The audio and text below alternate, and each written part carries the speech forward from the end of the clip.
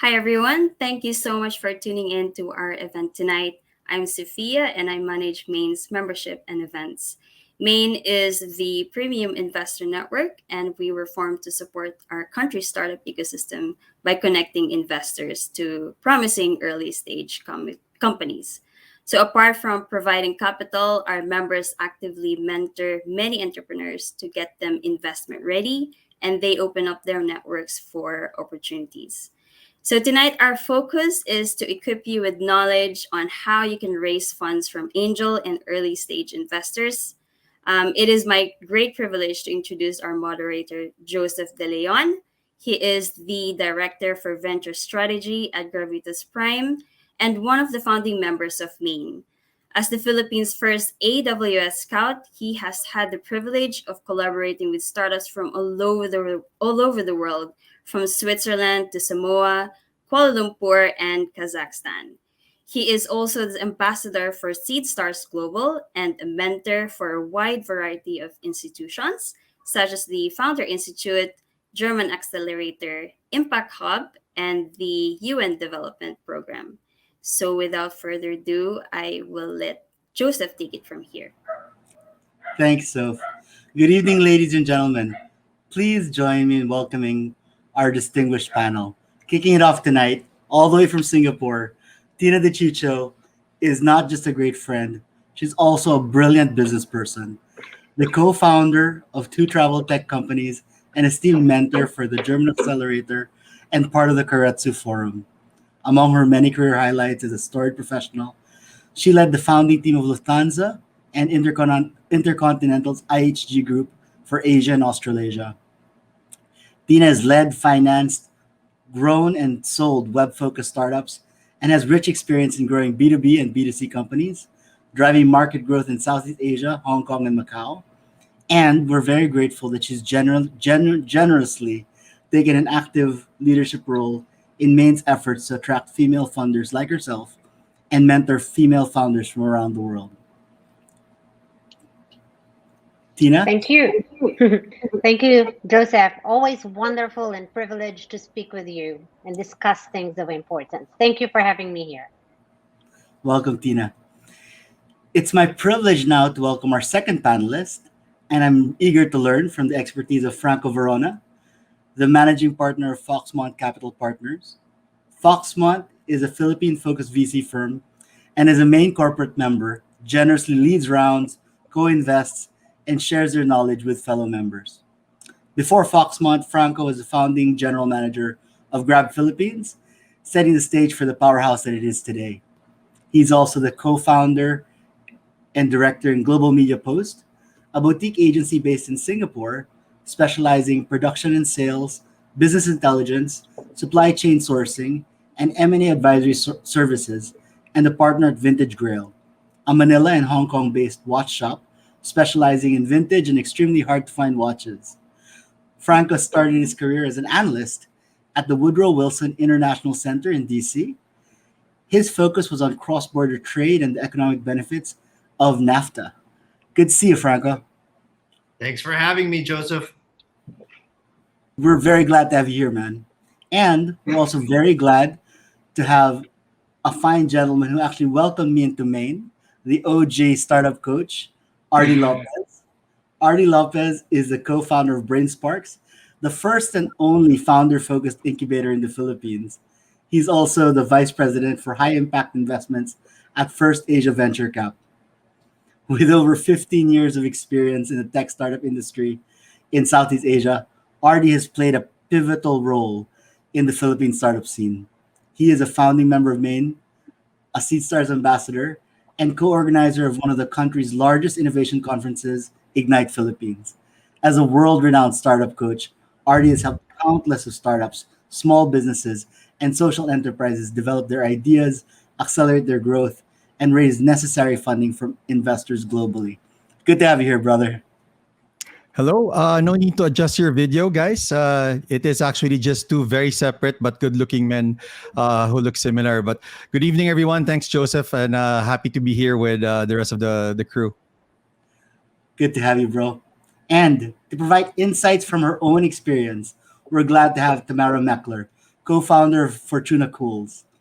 Fortuna Cools is a startup that designs sustainable coolers made from coconuts to replace plastic foam insulation once and for all. Tamara studied at Stanford University, sorry about that, where she earned a BS in behavioral biology and an MS in sustainable development. Before founding Fortuna Cools, Tamara worked on community-based conservation and environmental education in the US and in her home countries, Spain and Mexico. Good to have you here, Tamara. Thanks so much, Joseph. It's an honor to be here with such an accomplished group of panelists. And yeah, really excited to contribute my experience and mostly learn from everyone on this call. And we're super excited to have you because you're a super accomplished startup with a lot more growth that we're really looking forward to. From Stanford. Thank you. From Stanford. Stanford. Yeah. So, moving on, children. We'd like to actually make the most of this esteemed panel and give our audience practical insights and actionable advice on how you can actually successfully raise funds from angels and early stage VCs. So, we all know that to get better answers, we really should start with smarter questions. My personal favorite, almost patent pending question for founders is, besides money, what do you think you really need to succeed? And I ask that a lot because I believe that it helps reveal how they think about the business and the market and opens up opportunities for us as angels to figure out how we can help. So, as my first question to each of our guests, I'd love to ask them, what's your single favorite question to ask founders and startup teams and why? So, I'd love to start with Tamara from Stanford. What's the most thought-provoking question you've gotten from an investor and why? Thanks, Joseph. Well, honestly, all of the questions that we get about strategy and plans are really thought-provoking for us because they force us to think about and plan for the future, which always leads to, a huge brainstorming session and strategizing. But there's definitely some questions that have been particularly thoughtful and actually so much so that they've ended up affecting the direction of our company. So, for example, when we were first pitching our business, we were focused on B2B sales for food suppliers and distributors. And investors and customers alike have always been really excited about our really innovative material and asking us about what other products we have in the pipeline. We have a lot of ideas for how we plan to utilize this material in the future, but at the same time, we're a small startup, so we've been really wanting to focus on one particular product and getting that in the best shape that it can be. But our investors starting to ask us a lot about our go-to-market strategy and actually challenging us by asking some questions about looking at, in particular, the consumer landscape. And that was really thought-provoking for us. It was something that we had been thinking about for a long time, but not so much as something that we would address so immediately. But because of these questions that we got from investors, it led us to do a more thorough brainstorm and actually a full design sprint that ended up resulting in the launch of our nutshell cooler, which is a coconut fiber cooler designed for the consumer market. And it ended up being just at the right time to go along with these trends of increase in outdoor recreation, increase in sustainability and consumers being more and more concerned with the transparency and sustainability of brands. So it ended up encouraging us to think more urgently about this consumer market and having a huge effect on the short-term direction of our company. That's fantastic. Tamar, before we move on, I'd like to ask more crisply, before you settled on the cooler business and before you got asked this question, what sort of things were you looking at? Yeah, so we were still the situation right now is that we are focused at this moment on the consumer market.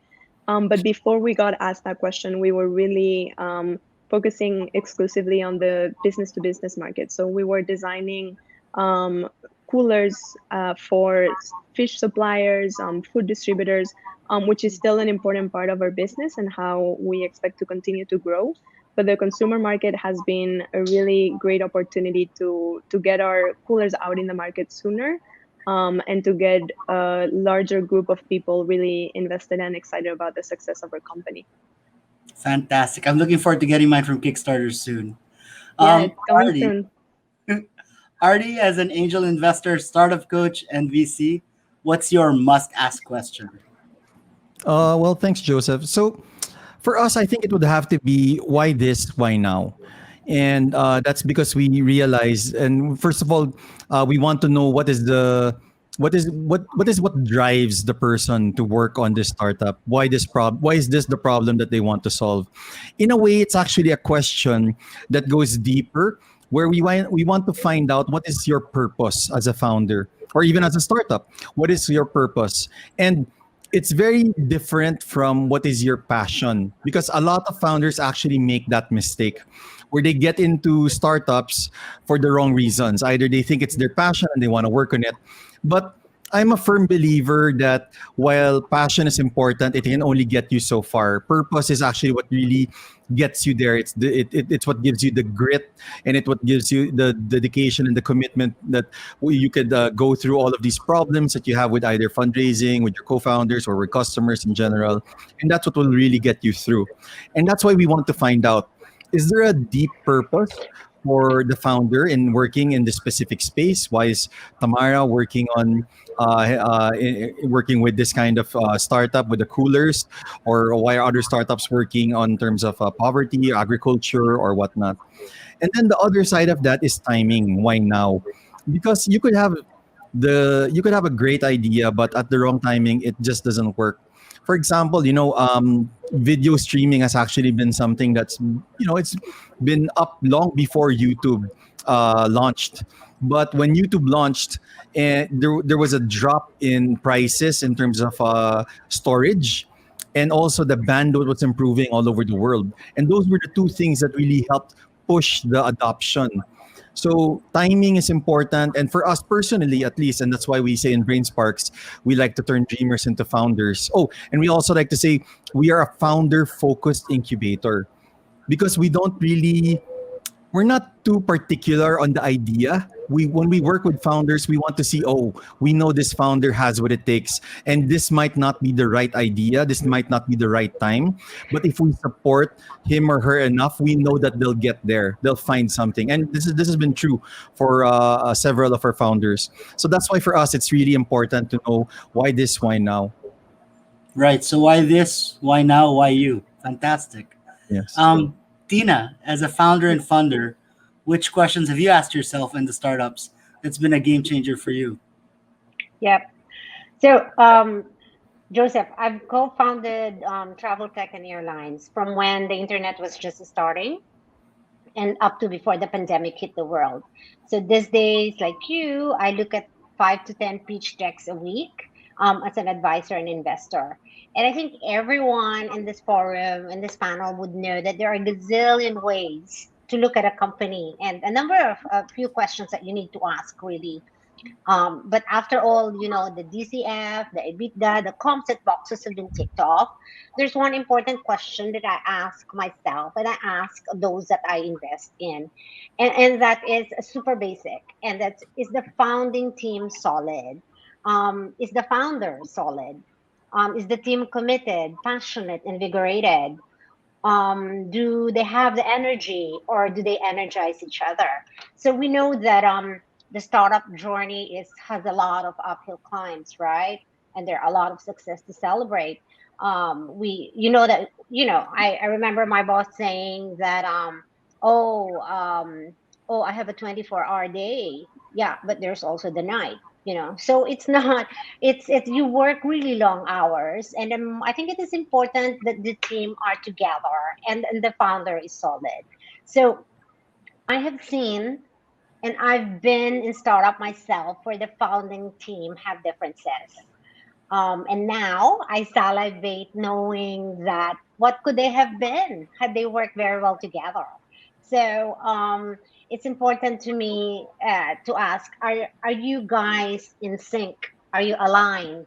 Are you together?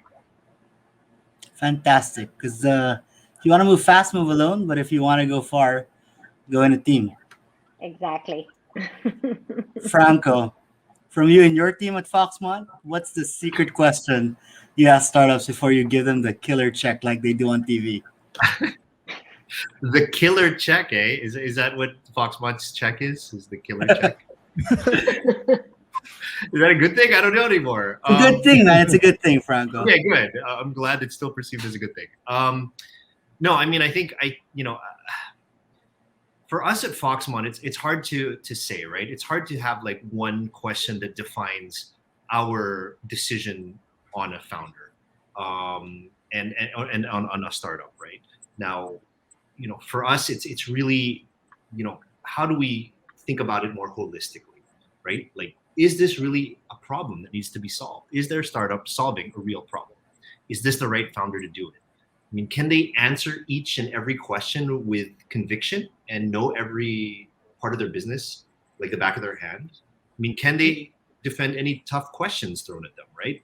These are the types of ways, it's more looking at characteristics than the way that people answer questions. And I think that, if there's a certain level of comfort with that, then we can continue on the conversation and create more of a relationship, right?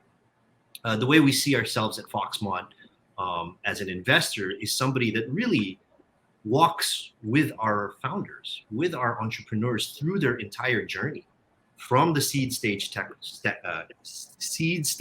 killer check from us, all the way to the Series A check from either us or somebody else, all the way to Series B, and now Series C. As we know, some startups actually can get to Series C nowadays, right? And so for us, that first pitch, it doesn't of them pitching us, it doesn't necessarily mean we're going to come up with an idea of if we're going to invest or not, but it really does kind of give us a better sense of who we want to continue this journey with, right?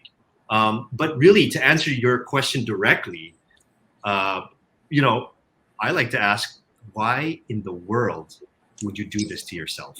Is actually my question, right? Like, if you can answer that well, then okay, we're on the right step. I think we're going to be friends. Do you know what I mean? Yeah. Yeah. And Franco, to your point, the answers to the questions that you ask of them, right? But I think it's also important that what are the types of questions the founders or the founding team ask, right? So the quality of questions that they ask you is an indication of the quality and depth of their commitment or understanding of the product. So yeah, just tuning in on the type of questions or the type of answers that we get is also the type of questions that we get to ask these guys ask of us. Yeah, it's a two-way street. Yeah. And I just wanted to add one last thing. You don't necessarily have to pitch with just like a deck and just like go page by page by page with like a script. Do you know what I mean? In fact, I'd almost appreciate it if they just kind of painted this picture, told me the story, showed me one slide that said, okay, this is the problem I'm solving. This is how I'm going to do it. Yeah. It doesn't have to be like, what is the problem? We are the solution. Tell me the problem. Let's build this relationship together. Right. Very powerful, Franco. It's not just about the questions. It's about, and even beyond the conversation, it's about the relationship that you're building. Because when we're writing a check, it's actually the beginning of a long-term relationship, hopefully. Yeah. Exactly. Fantastic. So we've covered quite a bit of ground just with that first train of thought. I'd like to ask something to help our startups get a bigger sense of what they're diving into. Like, why the hell are they getting into this? And help them prepare for that journey. I'd like to help catch them up on what their blind spots might be. Because as Tina said, we see 5 to 10 pitches a week. And they might be working on their first startup and they've never been through this trip before. So let's light their way, shall we? Artie, at the beginning of the journey, what do first-time founders tend to forget or neglect to prepare for? I'd like to answer what is it that they forget, but maybe not necessarily at the start of the company, but throughout the journey, if you don't mind. A lot of founders actually forget that what they're building is a business, right? It's not a prototype. It's not a platform. They're building a business. And at the end of the day, That is what they need to do to come up with something that is sustainable, something that could not just help one person, 20 people, 30 people, but thousands, hundreds of thousands, and millions of people. So actually, a lot of founders are not very good with accounting and finance, and that's fine. That's okay. But you have to admit, and you have to know that you have to know what you don't know. I say this to a lot of founders, and we I learned this from some of our mentors. Um, the first rule to making money is to not lose money, right? And even if it sounds so basic, it's something that a lot of founders get wrong. They do their pricing based on what other people are pricing it at. They do their pricing based on what they think is cheaper or acceptable in the market without considering their cost structure and all of these things. And at the end of the day, that really damages their credibility to an investor, because investors are this is what investors look at, right? Again, the investors are not just in they're also investing into a business as well, right? I mean, they want to invest because there's an expected return, maybe not only in terms of economic, but also in terms of impact. But there's still going to be a return, and any good investor is not going to invest in something that they know is not sustainable, meaning it cannot stand on its own. And even the startups that are being invested in now, where you see, let's say for example, I don't know, was it Boko Warung, or where they invested, I think, like $100 million for zero revenue. It's because at least the founders have shown the path to revenue. They've shown that there's an increase in growth in users, and they know how to convert that users later on. So understanding the financial basics, the elements or the core, is still very, very important. And if you're not good with that, that's fine. That's okay. Look for a co-founder that could help you with that. Look for Mm. someone you can hire who could help you with that. Get a mentor. There's so many mentors in Maine. We have so many mentors that want to talk and want to help you with your finances and your pitch and your ask and your fundraise. So, but don't be arrogant enough to not think about that or talk or learn about that, or don't be too ashamed to admit to yourself that you need to learn that. So that's one thing that I want to say, and it's very important, and I hope that a lot of founders think about it that way. One last thing, an investment, sorry, because this is coming all from a lens of investing, right? So an investment is an exchange, it's a transaction, right? And a lot of founders also forget, because they just think, they're just asking for money, and they do everything they can to do, but they don't give what the investors need also, in terms of understanding the business more, what's the roadmap, what's the future. So always think about it as an exchange of value. So I guess those are the two things that I kind of like want to remind, and hopefully instill in early stage founders, that they are open and willing to learn. Fantastic. And Tina, do you want to build on that? In terms of, let's say they've already got the fundamentals right and they've got an MVP. Where do the startups tend to stumble Yeah. after they've got those basics right? Yeah, I guess it ties into what RT said, right? I wanted to say time and money, but now I wanted to say people and time and money. Again, to RT's point, you got to find the right partner, your co-founder, a really solid one for you, and a team that will make the company from MVP to one that will move the needle and solve a problem. In my previous startups, for example, especially those that I founded, finding the right technology and team was my challenge. And that's because technology evolves very fast, right? So sometimes faster than a speeding bullet, as I say, right? And it's the founder's ability to see that quickly and iterate and zero in on the right technology or vendor or partner that will get them through the hump, right? And the second thing I wanted to say is money. Yeah. So, a lot of great startups we saw did not. The money did not come in on time, and so they did not succeed. We all know money buys a lot of things, including your tech team or time, but you have to spend it wisely. In one of our startups, we invested huge in marketing because the VCs and PE suggested. Looking back, we could have tempered that a bit. We could have spent that wisely, right? So yeah, so stumbling blocks essentially are people, time, and money. And because time is money and money is time, right? Fantastic. Franco, building on that, um, some of these startups that you've seen, they're very popular to everyone else, but you guys might have seen a few that, when you looked into it more deeply, you found that they actually weren't as ready for serious funding as they thought they were. What has made you say no to startups that everyone else thought would be a winner? Um, Without naming names. I mean, I guess, I mean, it could be a variety of reasons, right? I don't think there's one specific one that I have in mind that you have in mind as well. So, I mean, there's no names to be named, but in general, I think one of the most sensitive parts of investing at the early stage is the careful balance between the way that the founder perceives their startup and the value of their work, which rightfully so should be valued quite highly, and the way that the investor perceives the value of their investment, right? And oftentimes at the early stage, there is a big delta between the two. And perhaps that is rightfully so as well, right? Where the founder really says, okay, my work has been to this point valued at X amount, right?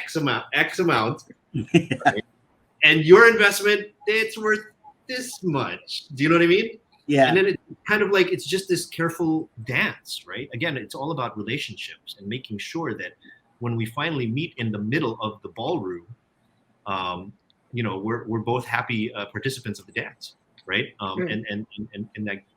And that is exactly what we want.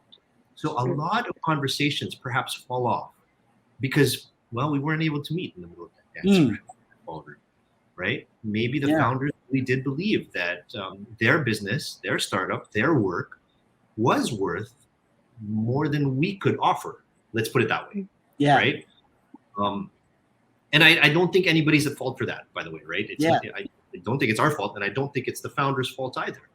Because it's super stuff, right? You're both coming from today, looking at the future, and you just might not be looking at the same things. Well, yeah, that could be it. But I did want to point out that it is exceedingly rare that we don't see the same thing as others either, right? A good founder is a good founder.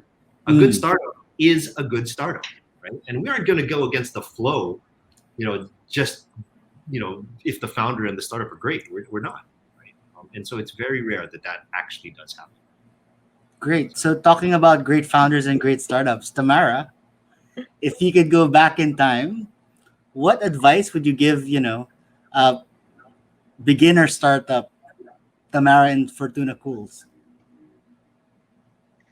Yeah, I think this goes back actually to what Franco was saying in his answer to the previous question, and that's that we really feel and agree with Franco on this, that the story is the most critical part, because it's really what we are selling in a way to the investor is our vision, and the way to communicate that vision is through storytelling. So I just make sure that the story, I guess, and the vision has always been clear in my mind, because that's sort of what drives me to do this every day. But we need to make sure, and I go back and make sure that that full narrative is very clearly laid out, and that it ties together really well our work to date and our plans for the future in a way that is really cohesive and clear to follow, not just sort of dumping everything that's in my mind, but actually organizing it in a way that really allows us to take the investor through the journey that we've been through and through the journey that we continue to be through. And in that way, really showcase our work and share our vision for the future of our company in the most effective way.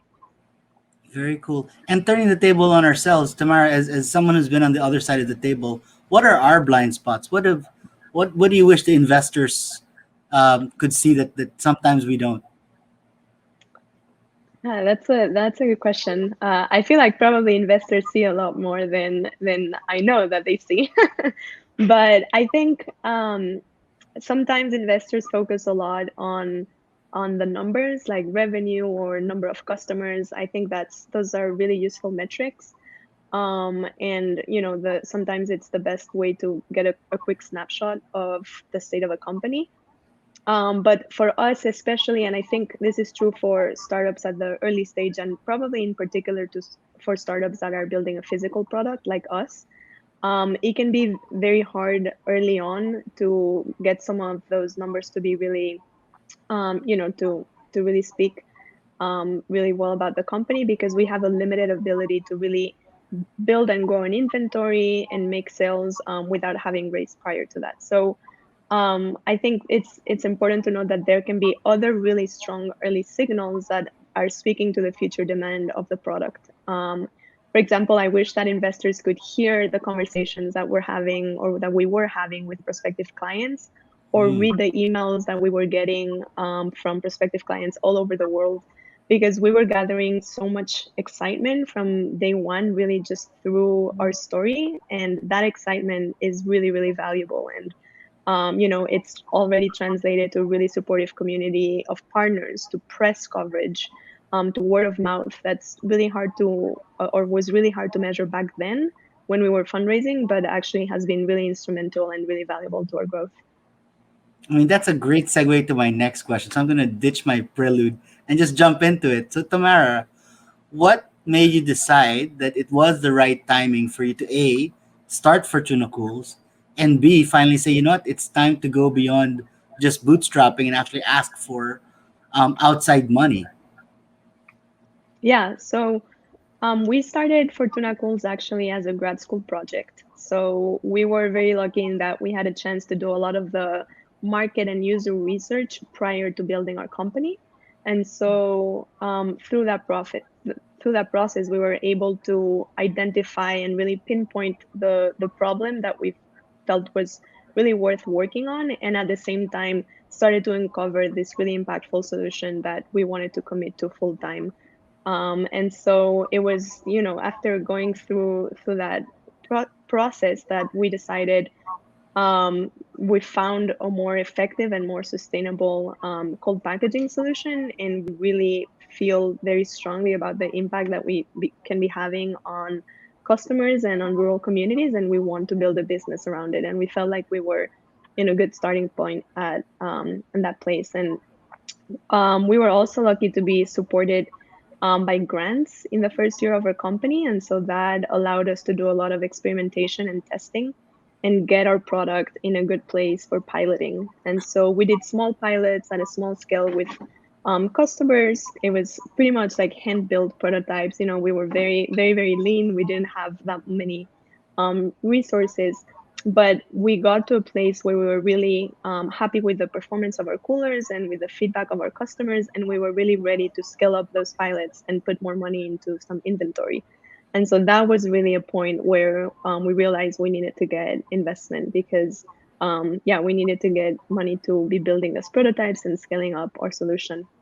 And at the same time, we also felt like it was really important to start to build and grow our network of advisors and supporters, because we knew that that was going to be essential in scaling our business. And so it was those combinations of things. We really wanted help with people who had experience on the legal side and on sales, and raising from angel investors really offered us that opportunity to find people who were mission aligned and invest in the success of our company, who are going to help us build that inventory and continue to grow our team, and just get our company in a better position.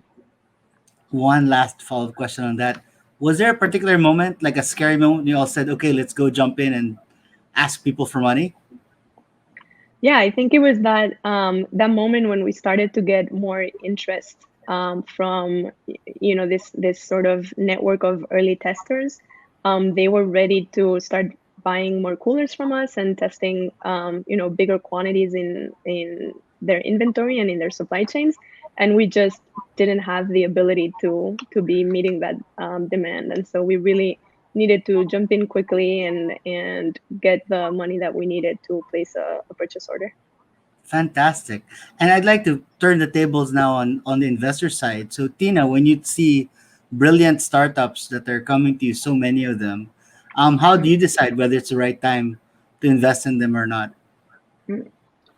So, so what I do, Joseph, is at every state of the journey, whether it's just the first pitch deck, or at the moment I'm going to part with my check, I ask five questions, right? And it's super basic questions, but I keep on asking it during the journey. And the first question is, will it work? Will it survive? Is it a business model with high potential? The second question I ask is, will it help people heal the world? It's what when I start a company or I invest in a company, I look for those attitude of paying it forward and doing the right thing versus just making money. And I think that's what distinguishes a lot of the investments that we've made and the ones that we started. And the third question I ask is, do they know what they're doing, and are they open? We've seen a lot of driven leadership, right, with a lot of technical competency, but they don't have humility. So I look for this kind of signals, right? And speaking of signals, the fourth thing I look at is, who supports them, who are the people behind them, who is shareholder number one, right? Because these are signaling. Who do you hang out with? But I guess the most important question for me is, do I understand it? Is it an industry or geography that I am familiar with? Or if I'm not, am I going to be able to gather enough information and consulting for me to be able to understand it? So at the end of the day, it's about well, all these four questions, but it's, do I understand the industry? Is it a geography that I understand? And it's possible that I'm losing on some deals by narrowing it to that one. But I think I've got if I might cite just just one experience, right? So there's this you're familiar with EDM, right? Electronic dance music. Yeah. So there's this company that was really, really good and etc. And all the one to four questions I asked are all set, are perfect. But the last one is, do I understand it? I didn't. I don't understand it. I actually don't like it. So um, we did we did not invest, and I think that was a decision that paid for me. So yeah, so five questions I ask during the journey, at the very beginning and up to the point I will part with my money. So Artie will take you dancing so you can better understand EDM. Very Go. Um, happy to do that. Yeah. I like the multiple dance references throughout this conversation. Looks like we're going so somewhere after it. we'll work on that. So Artie, talking about timing, right? And you talk to a lot of startups. Sometimes they're just too early for investment. What do you tell these passionate guys that are thinking they can change the world but they're not ready? Yeah, if I had a, I guess if I had a peso for every startup that thought they were ready, then we could fund some startups. uh, a lot of startups really they think that maybe it's because it's the media. No, the media always focuses on that. I don't know that 0.001% in terms of the success. The successful startups, they kind of like show it as overnight successes, right? But if you really dig down deeper, all of this very successful startups had a very long past where they really had to go through each phase and really pass different gates to get there. So I do try to tell founders that first of all, a lot of founders at this phase they always say there's no money in the Philippines. That's why nobody's investing, and that's the one of the biggest. I'm sorry, it's bullshit. Okay, I mean, there is so much money in the Philippines, and a lot of them want to invest in startups. If they're not investing in you, I'm sorry, 99.9%, it's probably you. It's you, not me. So, and unfortunately, and that's something that's okay.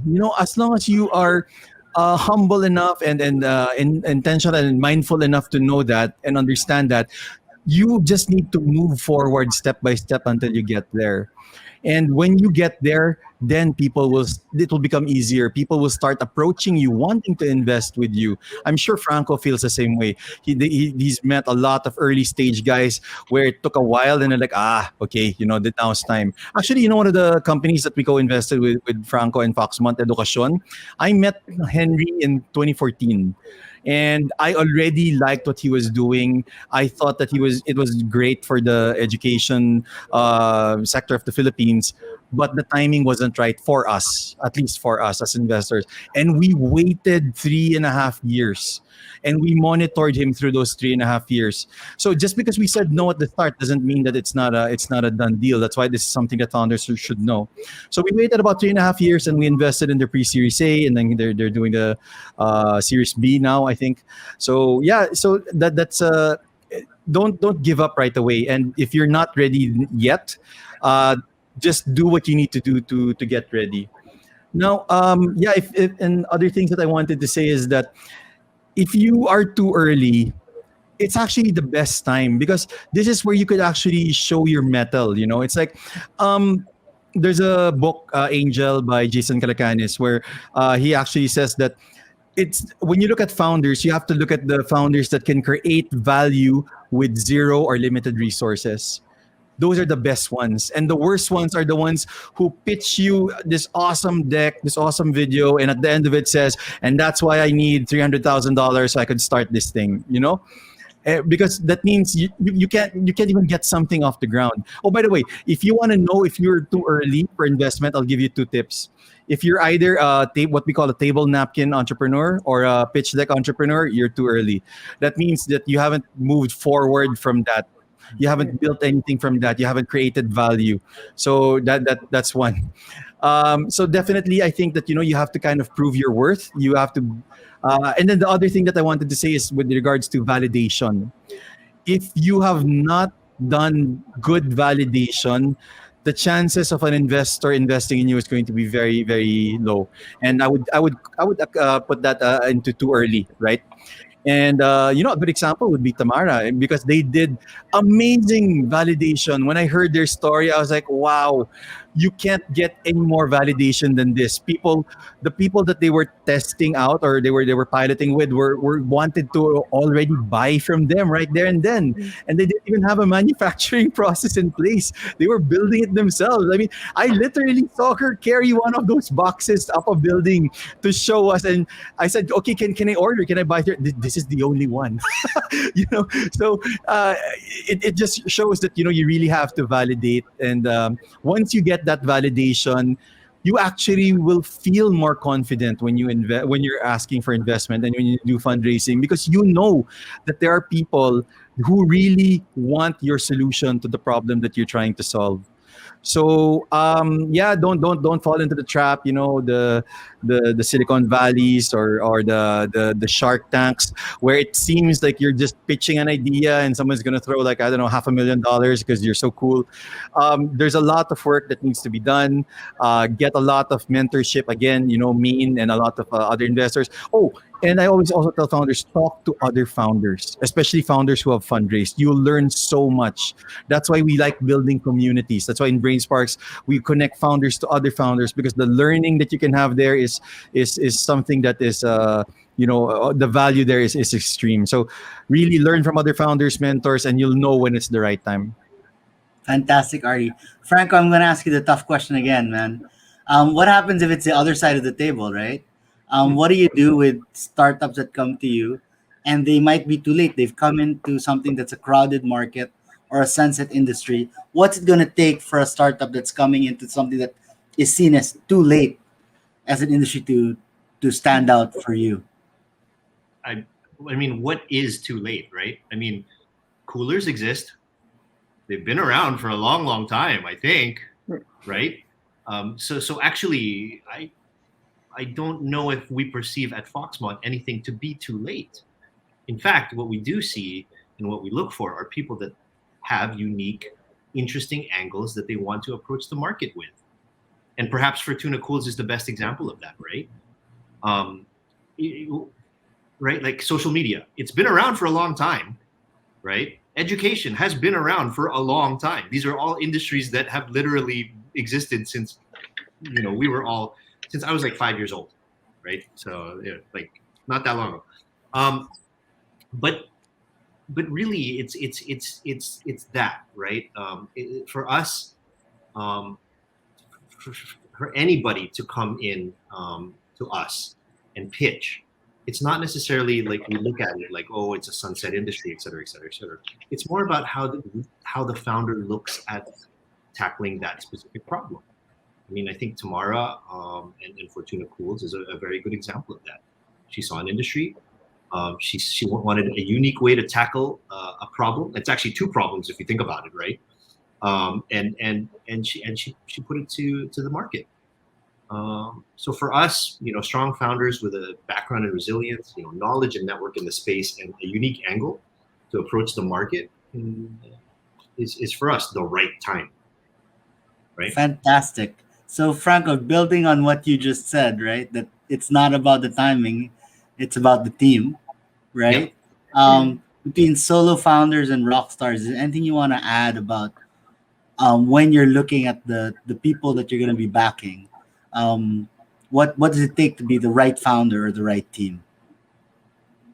So generally what we've found at Foxmont through our first 25, 26 investments is that strong teams have multiple people, right? So a lot of times it's not just one founder.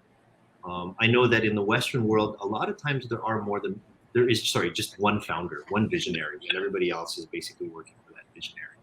But in the Philippines, if you think about it, you do see a lot of co-founders. And we think that that's very important in a challenging market like this country, right? Why is that? Because we believe that there should be a visionary, there should be somebody that speaks well, very eloquently, tells the story, as Tamara was saying. But you can't just tell a story. You have to execute, and you have to know how to execute in a country like the Philippines. One, with your fundraising, as you speak to a variety of different, types of investors, including the types at MAIN and ourselves at Foxmont. Two is actually operational excellence, to be able to deal with supply chain issues, infrastructure issues, internet issues, regulations, et cetera, in a place like the Philippines, right? Somebody can speak volumes of their own vision of the company, but there has to be somebody else that actually executes that, right? So you need somebody that is a visionary, for sure, somebody who can execute, and somebody that actually has some ops knowledge within that industry. They don't have to be a co-founder, but they should be in the senior team. Somebody that actually knows what they're doing in that industry specifically. I think that's a great, perfect start to any good startup in the Philippines. That's fantastic perspective, Franco. Thank you. And I'm gonna push it to the other side of the table again. What if they are rebels with a cause and want to be solopreneurs? Tina, what advice would you give to guys and gals that are solopreneurs? The one advice I will give them is don't. Um, you always need a partner, right? There we've seen successful solopreneurs, but I think the journey is better, happier, more exciting, and more solid when you have a partner. You need a co-founder, somebody who will fill in things that you don't have, or would be another pair of eyes in looking at your financial model, or another pair of legs to go where you cannot go. So my advice is, do not. You need a co-founder, you need a partner, and that will ease the journey for you. But one very important thing I wanted to say is, for entrepreneurs, for those who chose to be solopreneurs, what is really really important is integrity and mental honesty. Um, all of you have seen startups out there, and I think this is a common theme, right? We've seen CEOs or founders that are caught up in their own press, right?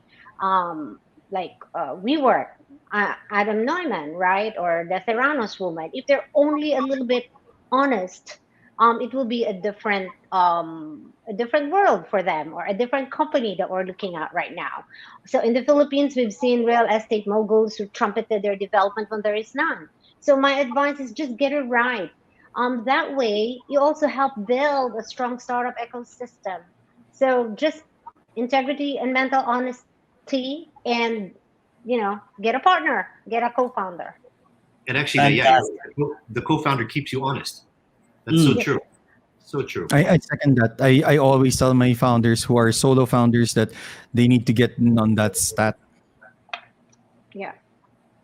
Sometimes So it are gets into your, yeah, it gets into your head. You're a solo founder, you can conquer the world, you're the best there is.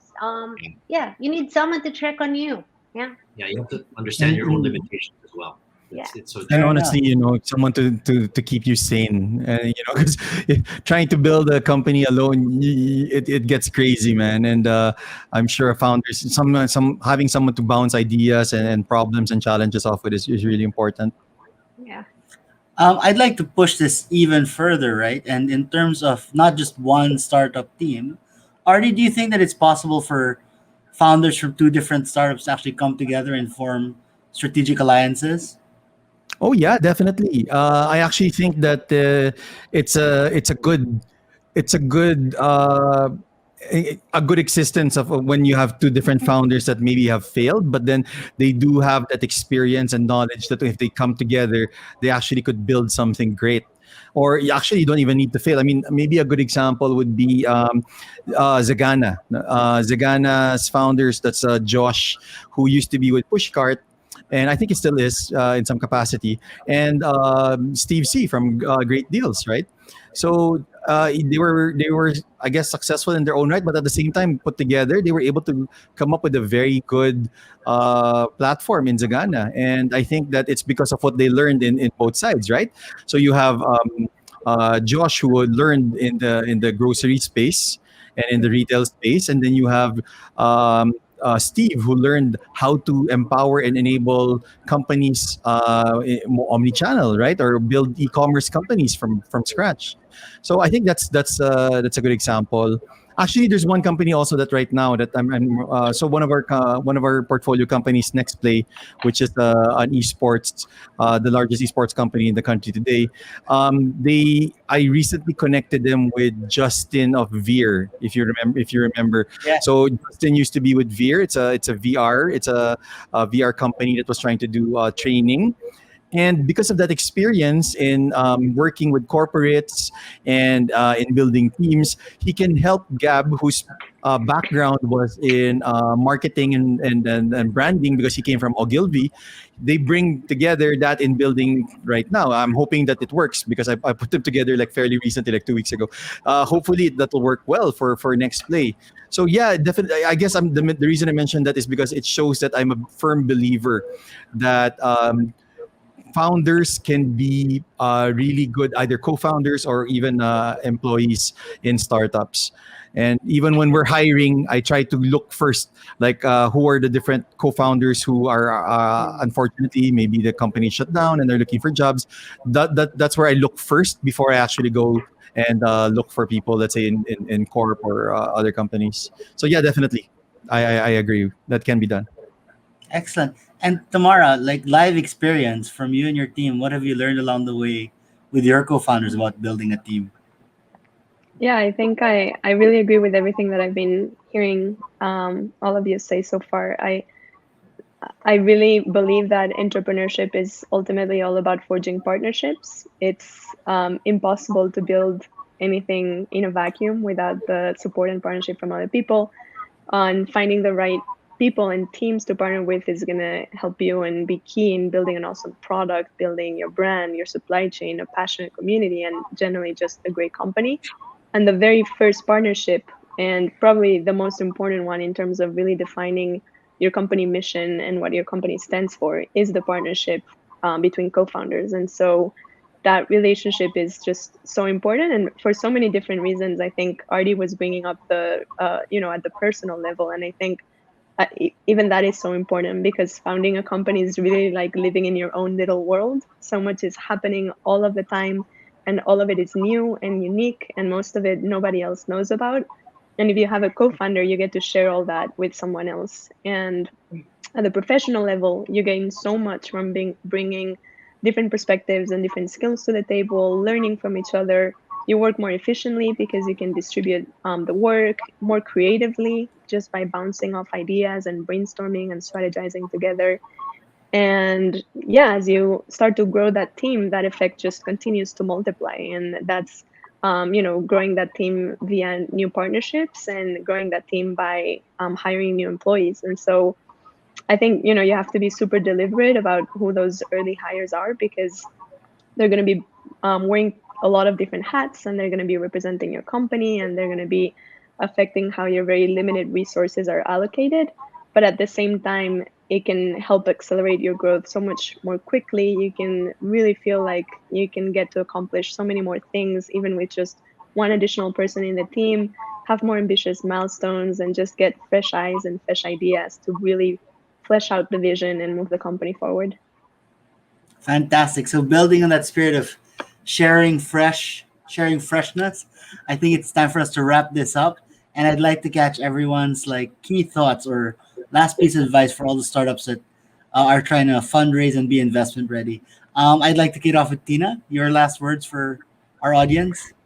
So when asking for money out there, I think what I would tell the startups is get the data and your numbers reasonably tight. Invest time and resources on it. It's easy to validate or invalidate your assumptions, right? So just Google, or better yet, speak to people like Joseph here, or Artie, or Franco, who are experts in this. But get your data and numbers reasonably tight. And also, it's something that you can prove and defend, right? Investors need a good level of confidence on your proposition and a great level of trust on your data and numbers. So just get a strong data and numbers that support whatever you're doing. Great. Artie?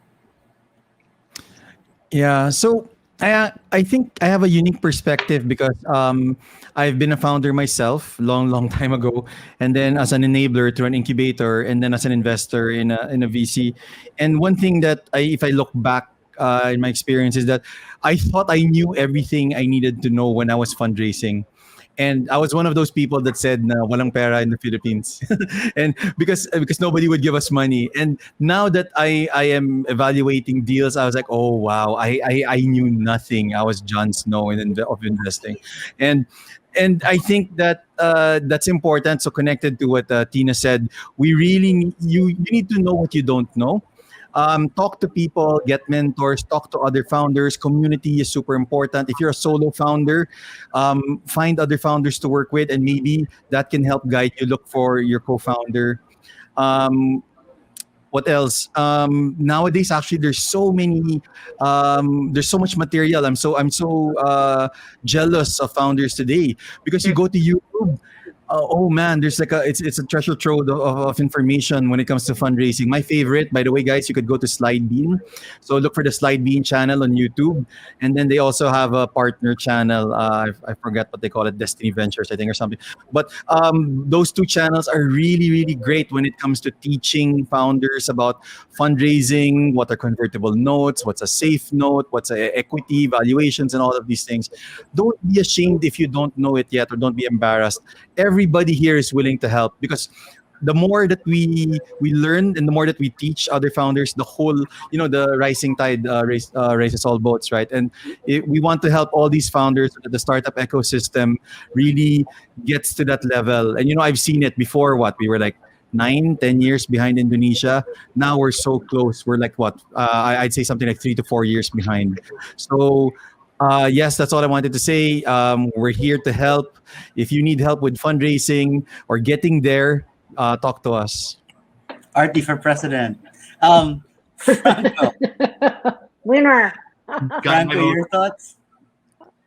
Okay, so three things, right? On fundraising, on building your business, and on your co-founders. So on fundraising, I think it's important to note that any startup founder out there that's fundraising, it's a two-way street, right? It's really a relationship. And you shouldn't just take the first dollar that's thrown at you. I mean, you really need to assess if, first of all, if venture capital money or angel money is the right money to take, right? And second, if the person across the table from you, and that includes myself, Foxmont Capital Partners, is the right person for you or the right organization for you. I think that's very important, because this is a long-term relationship. We're not just here to like give each other high fives and then dump you a check. You know what I mean? We're going to work with you. We're going to make suggestions. We're going to work with you on your problems, right? Or maybe that person that's you're taking the check from is not going to do that, and you need that. Right? So there's a lot of different types of investors, and it's very important to know what sort of investor you want as early as now, right? So that's on fundraising. On building your business. I think that just any time you build a business from the very early stage, you need to build it with humility. And I know that sounds kind of a little bit, like in the world of Elon Musk and Mark Zuckerberg, it sounds kind of like the antithesis of what you're supposed to do. But I do believe that if you are about to go on this path of fundraising from MAIN, from venture capital, through all the different stages, Series A, Series B, Series C, whatever, that just means more people on your cap table asking you to do things that sometimes you might not want to do, or you have to listen to their suggestions. So actually, you have to kind of build a business with humility, right? And take whatever problems are thrown at you and deal with it in this most humble way as possible. And the third is actually your co-founder, right? So to me, and this is, by the way, this is very true even within Foxmont. So Foxmont, we have 3 partners. So it's myself and Mark and Jesse. First of all, yes, find the right partner and let that partner be your sounding board. But I think even more important than that is actually to make sure that you do have just like total social time with your partner. Like nothing to do with business. Like investments be damned for 2 hours a week. And for Foxmont, very specifically, that's what we do. We actually go on a run every Sunday morning at like 7 a.m. And just we don't talk about anything else except social stuff. And I think that's a very good release. Otherwise, what could potentially happen with startup founders is if you're just talking about business all the time, you're just talking about the problems that you need to solve all the time, and therefore problems, there's going to be a lot of friction, right? And you don't want that so early on. You want to build a strong relationship that can withstand all the potential friction and challenges that will come to your business inevitably. So those are my 3 points. Brilliant, Franco. Thank you. And Tamara, love to hear from you what you can share to all the startups that are listening out there. What's your advice on fundraising and becoming investment ready? Yeah, I think one piece of advice that wasn't super obvious to me that I think ended up really being super helpful is to start build those relationships really early. There's definitely an argument for not always being fundraising because it's a really time-consuming process, and you should only do it when you're actually ready to take on investments and such. But it's super helpful to start to have intro calls or just casual conversations with people who are interested in your business. Even if you're not fundraising at the moment, those people will likely be asking the similar questions that investors will ask when you do actually start pitching. So it can be super helpful way to prepare and to prepare for those conversations, and more generally just to get more input on your business, to start to really get your brain in a place where you're really thinking strategically, and also building your network and building those relationships. Artie mentioned that he had a conversation with a startup and didn't end up investing in that startup until 3 years later. But it's exactly that. It's about really being connected to the right people from the beginning, being in those conversations from the beginning, and really being open to that, I think. And that's also true with starting those conversations early with your customers. I think for us, it was super important to be really, really engaged with customers and users from the very beginning. So not just be thinking about what you're going to build and who your customers are going to are, but really start building those relationships early. We think of our users as our co-designers, and that has been a great way to ensure that what we're designing is actually what the people want. And also true with founders. I think it's super, sometimes it can just take the form of listening to podcasts of founders talking about their business, or reaching out to a founder, maybe in your industry, or maybe who's doing something special that you want to learn more about. We found that people are super open to talking to fellow founders, and talking about their journey and sharing. And there's just so much to learn from other people's experiences. So I think, yeah, starting to build those three types of relationships really early it's critical to build a network and to really get your brain thinking about the strategy of your business. Fantastic. So I think to wrap this up, I guess what you want to say, I mean, there's so much to say, but just some key highlights, right? If you're looking for money, ask for advice. Um, if you want to get money, start looking for it before you need the money. And when you're looking to seek for fundraising, you should actually be looking for the right partners. I learned so much from this session this evening, and I want to thank each and every one of our panelists, and I want to thank our audience for tuning in tonight. I hope this helped you in some way. I'd like to give the floor back to Sophia to wrap things up. Alrighty, thank you so much, Joseph, for moderating tonight, and to our panel of experts, Tina, Tichico, Artie Lopez, Franco Verona, and Tamara Meckler. So we hope you enjoyed the session and you learned something from this. And we hope that you also are encouraged and left with positivity tonight. So if you are a post MVP startup looking for investments from Maine, please let us know what you are brewing and submit your pitch deck to us at pitch@main.ph for our screening committee to review. If you want to diversify your portfolio to include angel investing, please also let us know. Reach out to us at invest@pain.ph and become part of the Philippines' largest and most active angel investor network. Have a wonderful week ahead, everyone, and together let's help build a world-class Philippine startup ecosystem. Thank you, everyone. Goodbye.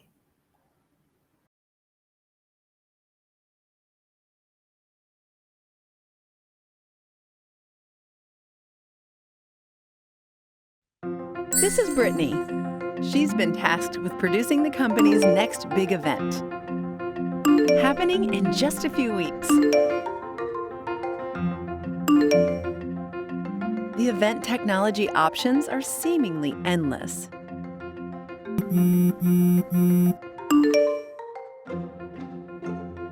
Until she found the perfect platform to engage and delight attendees.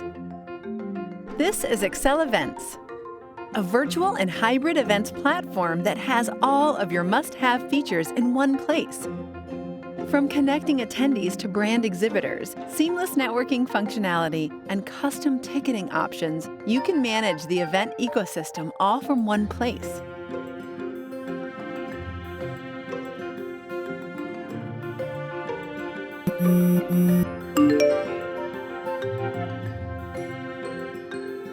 Stream your live videos right on the platform, or integrate your favorite streaming provider so speakers can focus on delivering their message, while event managers are confident about delivering their run of show. Attendees can have direct access to speakers using built-in chat features. They can have one-on-one sessions with speakers or other attendees to create an intimate networking setting. Attendees are able to connect to multiple live sessions without ever leaving the platform. Create better events with flexible agendas. Native live streaming. In-depth analytics.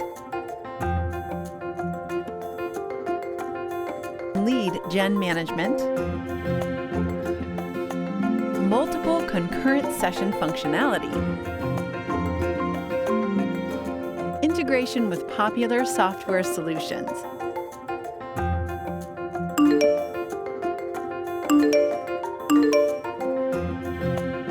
Learn more about Excel Events by visiting excelevents.com. Try it for free today and change the way you see events.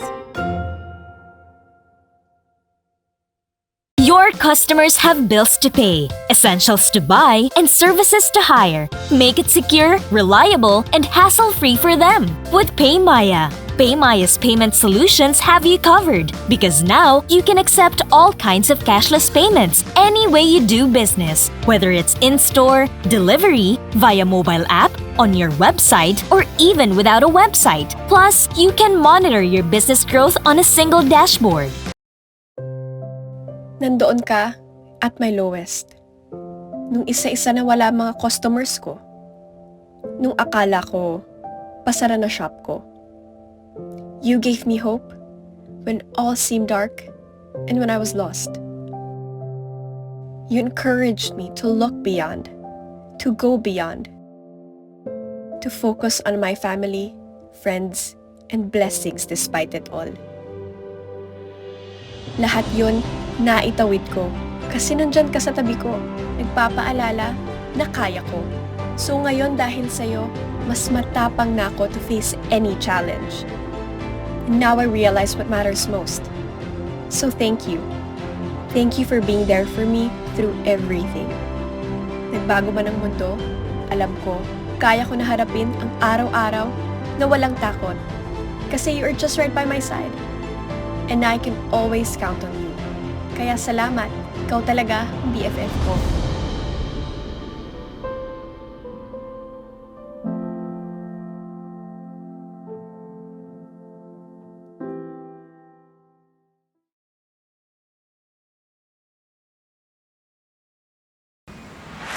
Filipinos have struggled with the most essential facets of life, like health, education, livelihood, managing finances, and many more. Our country needs all the help it can get to manage its burden. We want to maximize digital technology to provide solutions for real customer pain points. This is how 917 Ventures came to life. The Philippines' largest corporate venture builder. We ideate, launch, accelerate, and scale new business ideas that have the potential to grow fast. Through our portfolio companies, we empower consumers and businesses to power through and emerge stronger every day, pandemic or not. Our vision at GCash is finance for all. Beyond financial services, GCash has become a super live app with over 51 million registered users. Consulta MD is the largest telehealth company in the Philippines with over 1 million users. Health Now is an integrator platform that brings health and care to every Filipino in one tap at the comfort of your homes. With these healthcare solutions, Filipinos now have access to doctors 24/7 and get their medicines delivered on the same day. And as we all strive to search for safer ways to go about our days, we understand how customers are starting to rely on online grocery shopping for their daily essentials. This is where PureGo comes in. PureGo has become one of Metro Manila's top-of-mind grocery delivery services, with its best-priced grocery items from trusted brands. Sparking a difference on ad tech, digital media, and creatives that helps brands create more meaningful connections with their customers by leveraging data and prioritizing the power of insights. We at Rush offer an out-of-the-box solution that helps businesses start their digital transformation in the most cost-effective manner. Rush and AdSpark's marketing, loyalty programs, and e-commerce solutions help future-proof businesses, prepare them for the surge of online shopping and transactions, and find their footing in the digital world. 917 Ventures continues to offer innovative solutions with the addition of 2 more portfolio companies. Enkiro, with its suite of artificial intelligence-powered products, and M360 with its multi-channel communication services. Our secret? We innovate for the people, not the prestige. We ideate opportunities, launch solutions, accelerate lives. We are committed to build more ventures to further accelerate the country's digital transformation. The future is now. The future is us. We are 917 Ventures.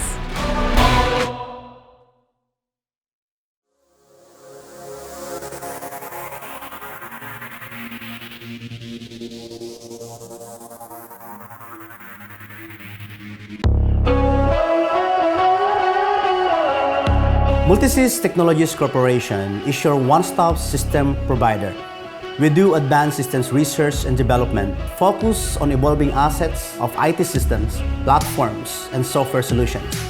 We show integrated set of programs and solutions that drive businesses nowadays. Backed by our R&D team, we are able to customize solutions according to your business requirements with speed, accuracy, and efficiency. In our efforts to help Filipinos' way of life through digital innovations and transformation, we partnered with IT companies, system contractors, government agencies, big conglomerates, small and medium enterprises, and tech startups as well. We go above and beyond partnerships. It's a teamwork, and we make sure that your business and ours grow together. We find success in every collaboration and establish meaningful connections. That's why we want to partner with you. Here at Multisys, we empower your business.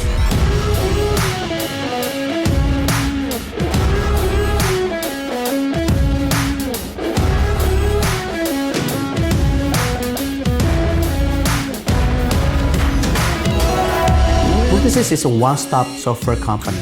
So instead of you talking to too many integrators, we'll be able to come up with a centralized and automated way of doing things. We have a team that really move like one. So they are really united. So instead of one programmer, one system approach, I think multiple programmers joining force together, they can collaborate easily.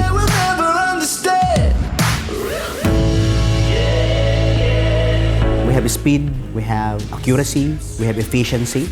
I think that's the secret of the group. That's why companies love to work with us. It will be faster for them. It will be more efficient to develop and deploy a certain system.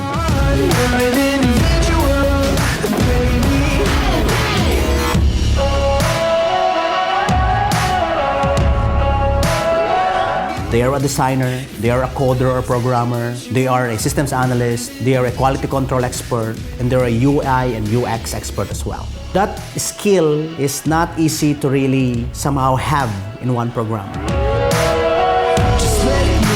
Multisys can really customize the system. We can customize it according to their needs, design for their own and existing process flows. We're all racing against the clock.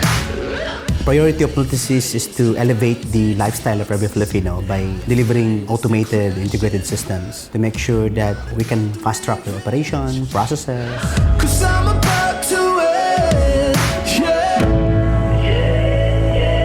I think it's all about how fast can you deliver a certain technology. Speed matters nowadays. Sabi nga sa Tagalog, diba, daig ng maagap ang masipag. That's why we develop futuristic systems.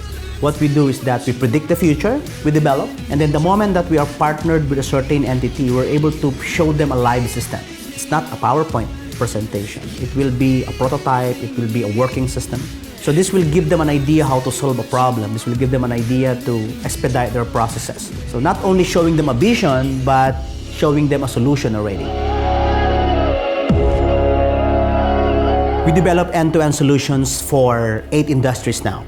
And we would like to automate other industries as well. Currently, we have an end-to-end solution for information technology businesses, okay, ERPs. We have e-government solutions, healthcare, an end-to-end solution for utility, whether you are an electric company, a water utility company, a telco, or a cable utility company.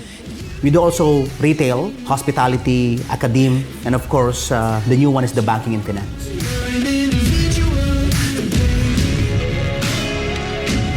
Here at Multisys, we empower your business.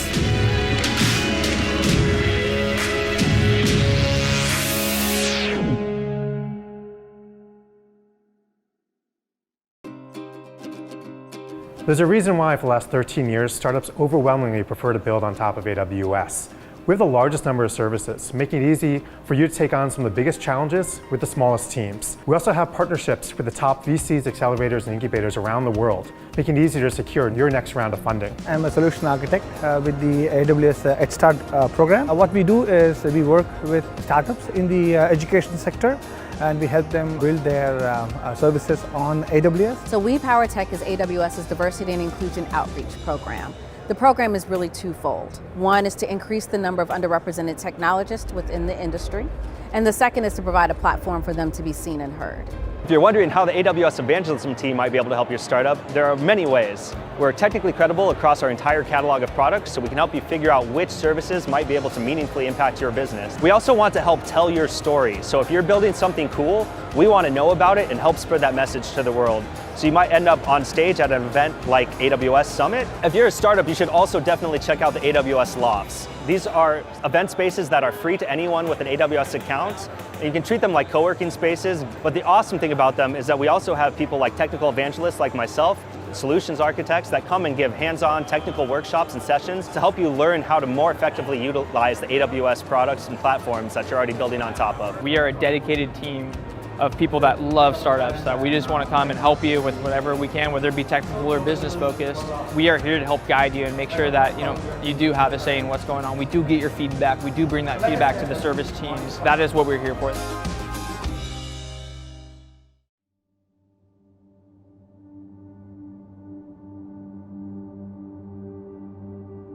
In this photo is a college-educated man in the middle who struggled to find meaningful work in the Philippines to support his growing family. And so when he was presented with the opportunity to work in the US, he took it.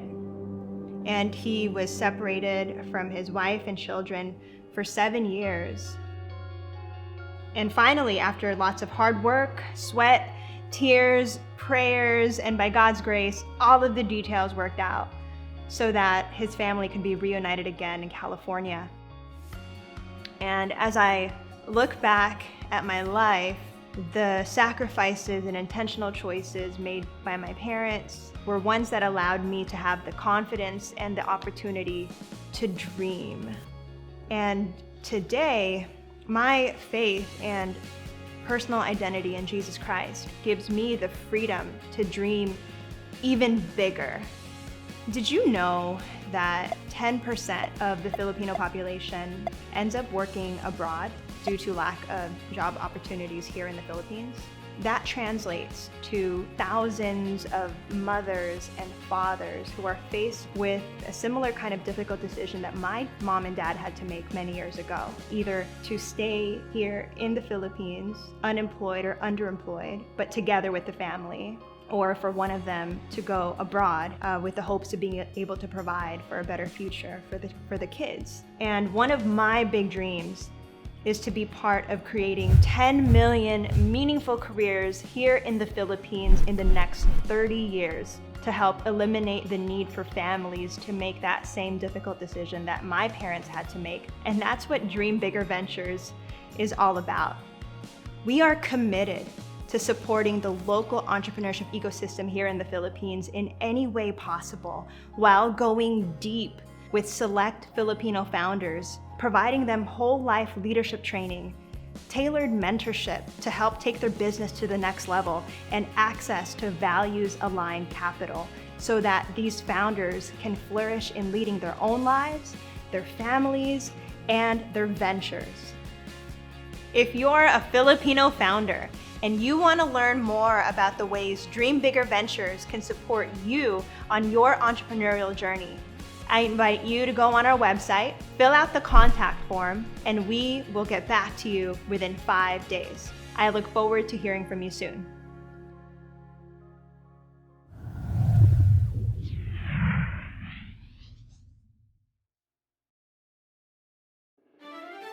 My name is John Aguilar, and I'm a serial entrepreneur based in Manila, Philippines.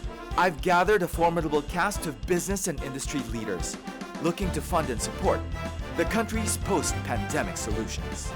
Dennis Anthony Uy, co-founder and CEO of Converge ICT Solutions. David Almirol Jr., founder and CEO of Multisys Technologies. Rose Ong, Senior Executive Vice President and COO of Wilcon Depot. Bernard D., Visionary Mayor of Kawayan City, Isabela. And Jay Villarante, Chairman and CEO of 8 Ventures. Our goal is to find and support the new breed of heroes taking on the challenges of a post-pandemic future. Many will try, but only a few will make it to the final pitch.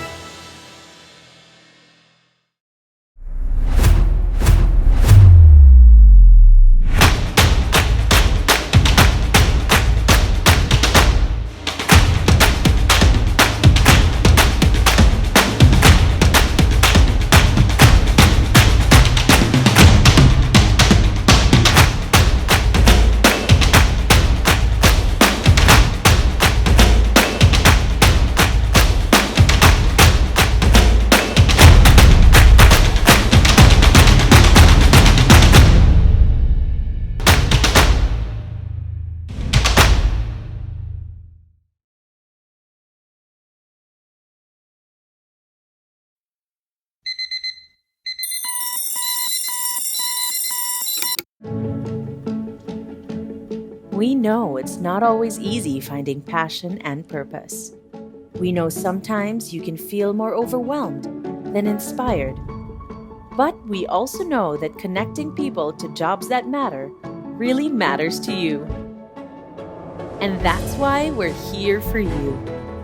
We know you need top talent to build your business, so we connect you to more than 33 million eager job seekers across the region. And we know strong relationships are essential. We speak your language. Hello, JobStreet! สวัสดีค่ะ Hello, JobStreet! And provide experienced local support. We also know you want powerful data and insights to empower you and make you look smart in front of your boss. We know while hiring is never simple, our innovations and products make it easier. From delivering better value for your investment to standing out from the crowd. We've got you covered. And we know you like results. We're 2 times more successful at placing talent with employers. How do we know all this? We're your hiring expert and the #1 trusted talent partner in Asia. Start hiring with us now. We know you want to.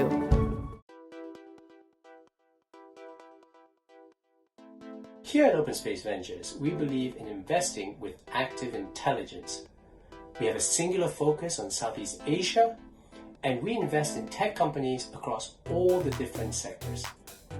The strategy is executed by our diverse and deep regional team, as well as our active operations team. And by harnessing active intelligence, we have worked with our portfolio companies to realize bolder visions and accelerate their progress in a responsible and sustainable way. We find, build, and back game-changing companies, and that's the Open Space way.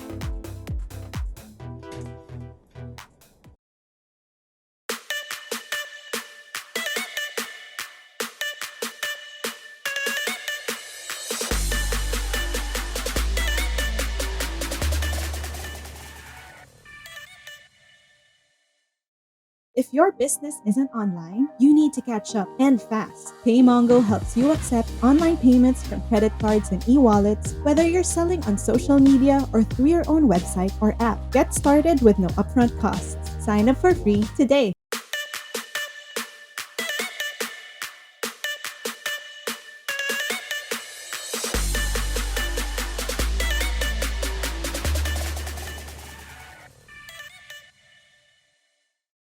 If your business isn't online, you need to catch up and fast. PayMongo helps you accept online payments from credit cards and e-wallets, whether you're selling on social media or through your own website or app. Get started with no upfront costs. Sign up for free today. UBX's goal is to make banking invisible by using cutting-edge technology and data to make financial services seamlessly integrated into the moments that matter for people.